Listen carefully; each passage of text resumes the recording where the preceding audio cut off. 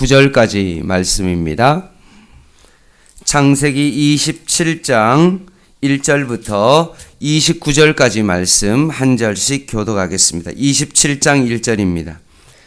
이삭이 나이가 많아 눈이 어두워 잘 보지 못하더니 맏아들 에서를 불러 이르되 내 아들아 하매 그가 이르되 내가 여기 있나이다 하니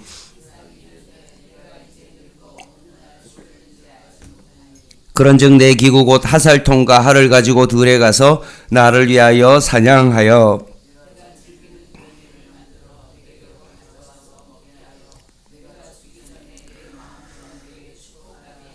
이삭이 그의 아들 에서에게 말할 때에 리브가가 들었더니 에서가 사냥하여 오려고 들로 나가매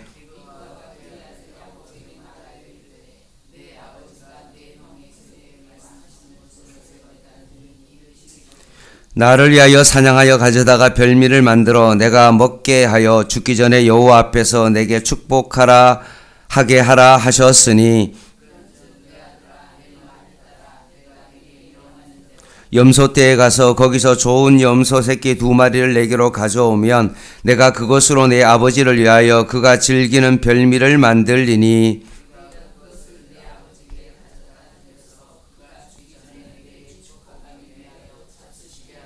야곱이 그 어머니 리브가에게 이르되 내 형 에서는 털이 많은 사람이요 나는 매끈한 사람인즉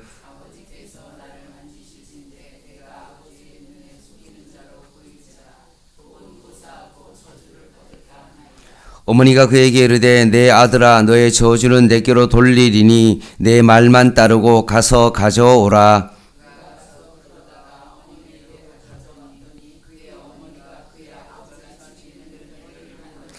리브가가 집 안 자기에게 있는 그의 맏아들 에서의 좋은 의복을 가져다가 그의 작은 아들 야곱에게 입히고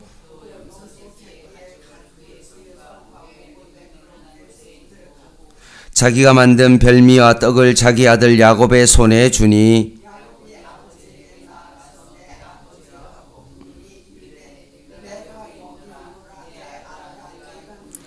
야곱이 아버지에게 대답하되 나는 아버지의 맏아들 에서로소이다. 아버지께서 내게 명하신 대로 내가 하였사오니 원하건대 일어나 앉아서 내가 사냥한 고기를 잡수시고 아버지 마음껏 내게 축복하소서.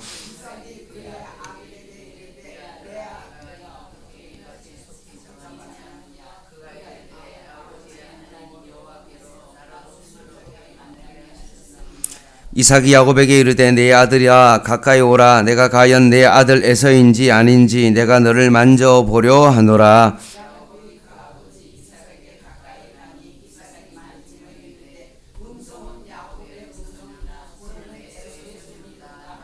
그의 손이 형 에서의 손과 같이 털이 있으므로 분별하지 못하고 축복하였더라.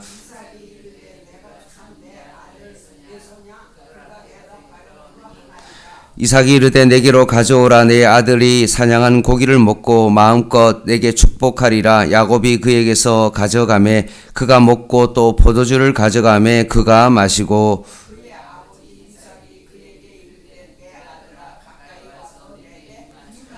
그가 가까이 가서 그에게 입맞추니 아버지가 그의 옷에 향취를 맡고 그에게 축복하여 이르되 내 아들의 향취는 여호와께서 복 주신 밭의 향취로다.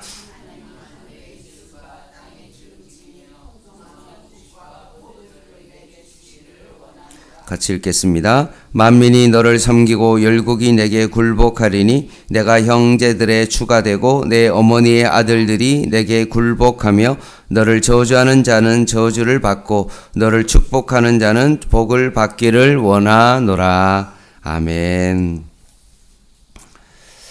창세기 26장에서 이삭은 뭔가 양보하는 사람이었습니다.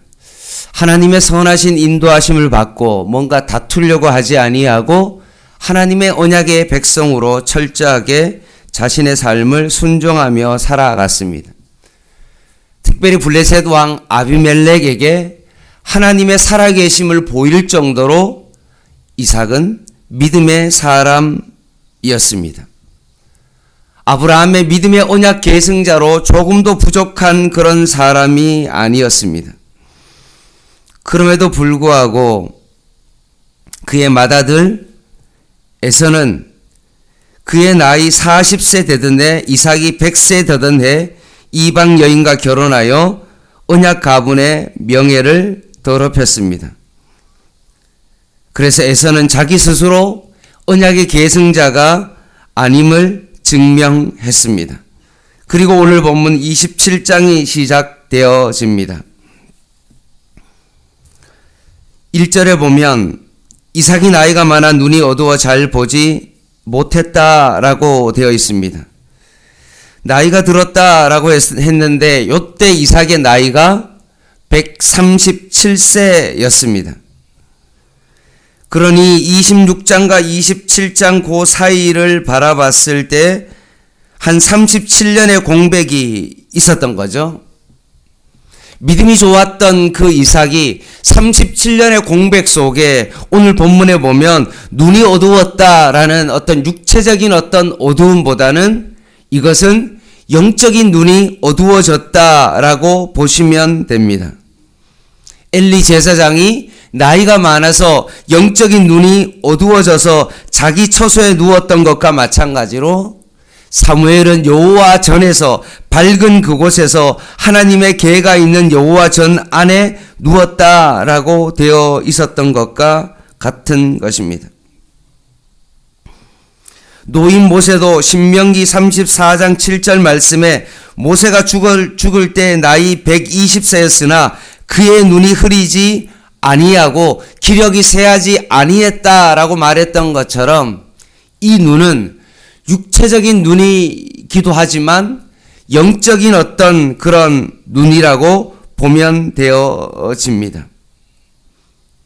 예수님은 눈은 몸의 등불이라고 이야기했던 것처럼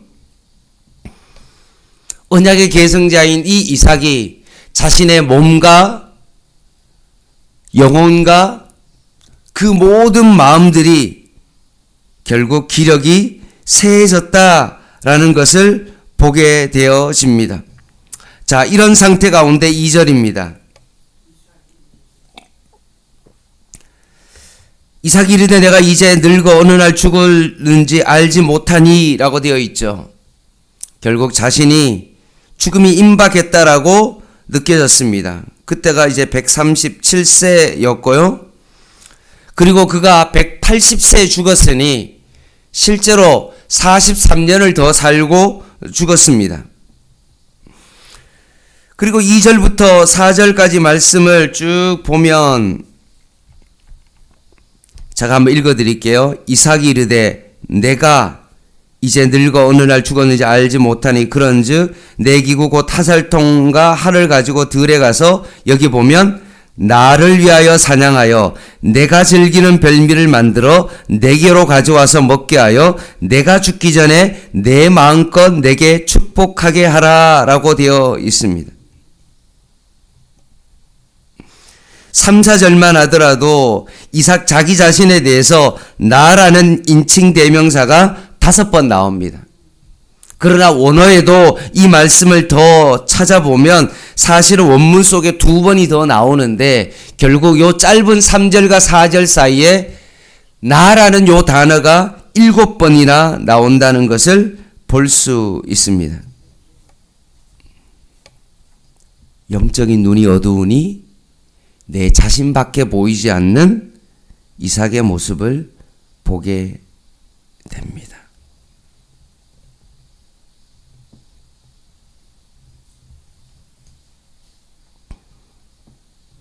영적인 눈이 어두워지면 어떻게 되어집니까? 자기 자신밖에 보이지 않는 것입니다. 5절입니다.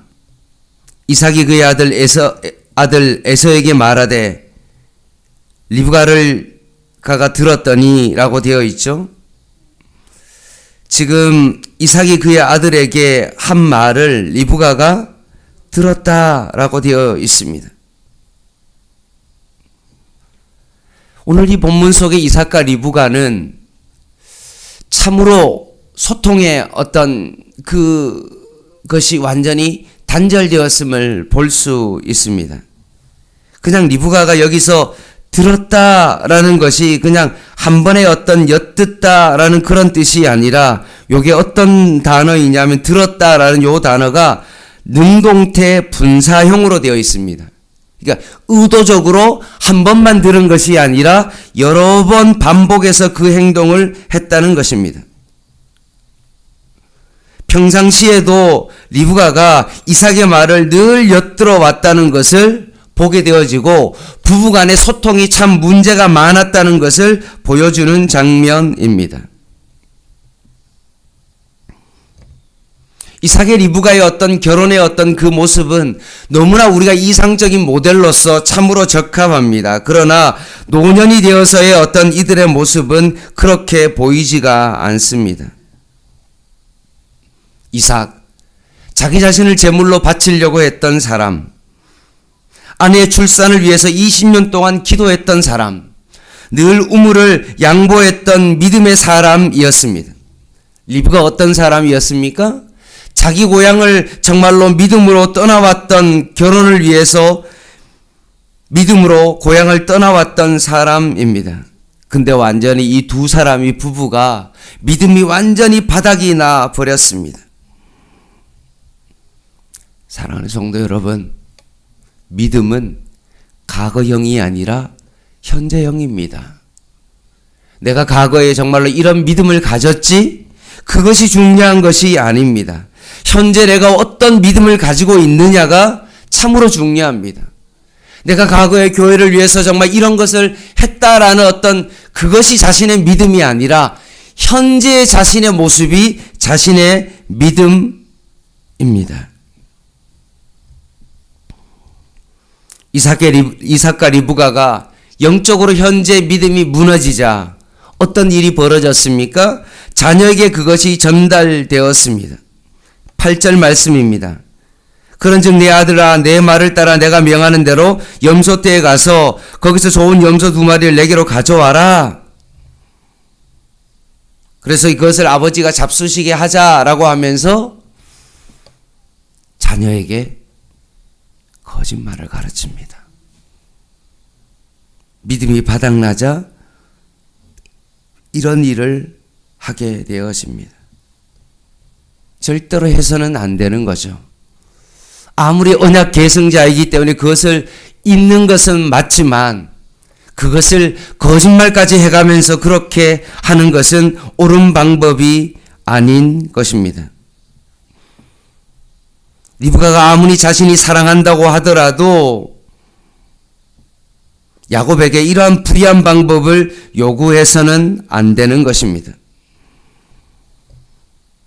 야곱도 처음에는 거절하는 것 같다가 결국 엄마와 손발을 맞추어 공모를 했던 것입니다. 신속하게 이 일이 이루어집니다. 15절, 리브가가 집안 자객이 있는 그의 맏아들 에사의 좋은 의복을 가져다가 그의 작은 아들 야곱에게 입히고 또 염소새끼의 가죽을 그의 손과 목에 매끈한 곳에 입히고 자기가 만든 별미와 떡을 자기 아들 야곱의 손에 주니라고 되어 있습니다.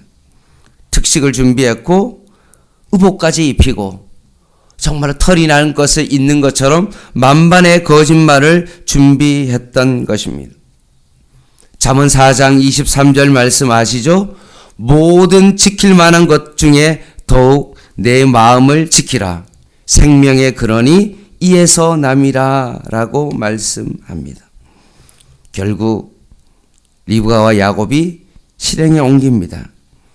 18절 말씀에 야곱이 아버지에게 나가서 내 아버지여 하고 부르니 이르되 내가 여기 있노라. 내 아들아 내가 누구냐? 야곱이 아버지에게 대답하되 나는 아버지의 맏아들 에서로소이다.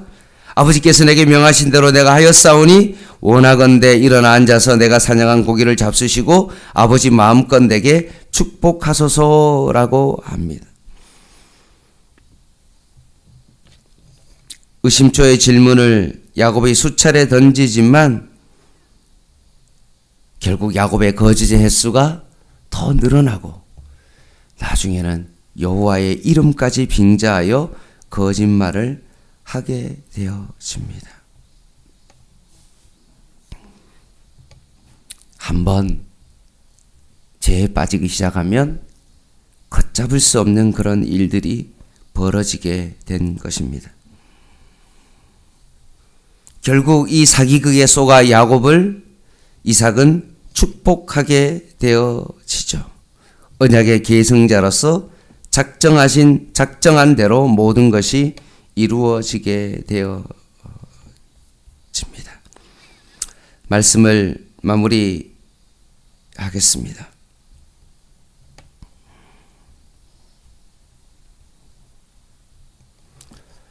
눈이 어두워서 자기 자신만 바라보는 이삭. 목적을 이루기 위해서는 불의를 불사하던 리브가, 하나님의 이름까지 망령되이 일컬으며 거짓말하던 야곱, 살기가 가득 찬 에서까지 이삭의 가정은 그야말로 콩가루 집안이었습니다.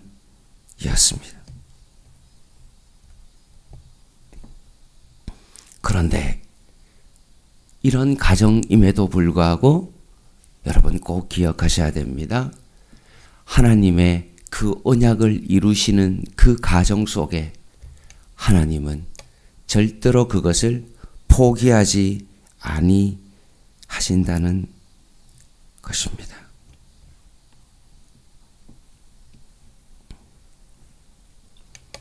사랑하는 성도 여러분, 오늘도 이 아침에 언약에 신실하신 하나님을 다시 한번 붙드십시오.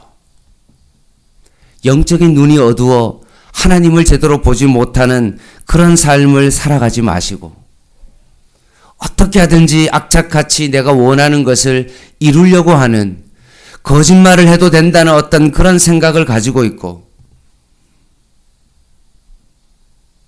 세상적인 방법으로 내가 원하는 것들을 취하려고 하는, 정말로 세상적인 어떤 그런 것을 바라보는 그런 믿음의 사람이 여러분 되지 않기를 간절히 바랍니다.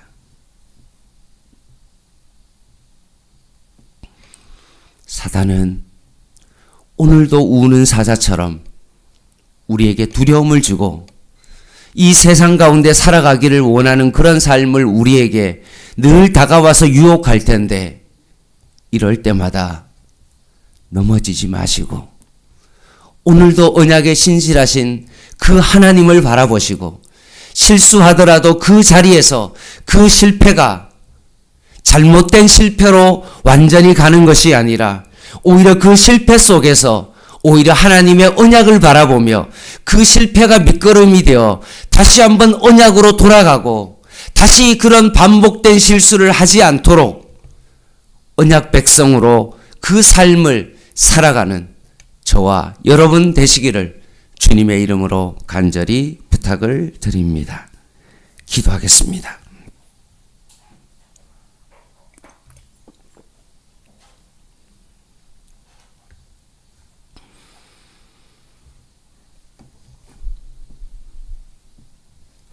하나님 아버지, 과거의 나의 믿음을 자랑하지 않게 하시고 현재 내가 영적인 눈이 어두워지지 아니하고 밝히 눈을 들어 언약의 하나님을 바라볼 수 있는 저희들의 삶이 되게 하여 주시옵소서.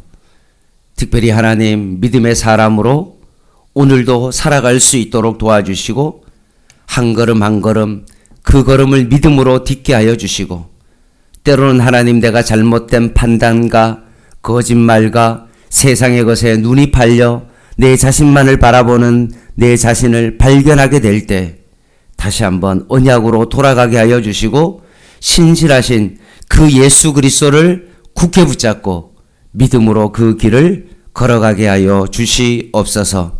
청년부 수련회 이틀째입니다. 본격적으로 수련회가 시작되어지는 하나님 이날 가운데 주여 크신 은혜 베풀어 주셔서 청년들의 마음 가운데 그리스도로 충만케 하여 주시옵소서. 예수님의 이름으로 간절히 기도드립니다. 아멘. 개인 기도 하시겠습니다.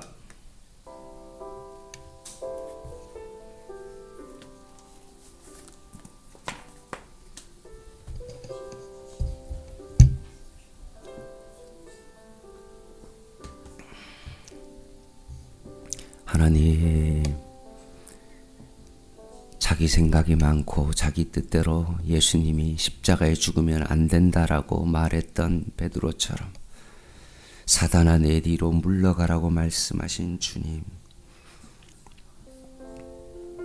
날마다 자기를 부인하고 자기 십자가를 지고 주님을 따르는 것이 우리의 삶의 길인데, 내 생각이 너무나 많고 내가 원하는 그 길을, 자기의 길을 걸어가고 있는 이삭의 모습을 바라봅니다.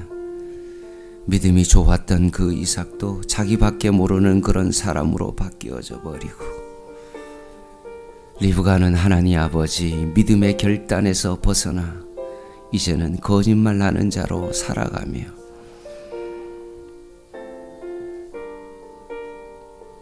야곱은 불의 앞에서 타협하고, 에서는 언약의 계승자로서 살아가지 못하며 이방인과 결혼하며 자기 자신의 욕망을 따라 살아가고 있는 이 집안의 모습을 바라보며 언약의 하나님을 다시 한번 깊이 바라봅니다. 포기하지 아니하시는 그 주님의 음성을 바라봅니다.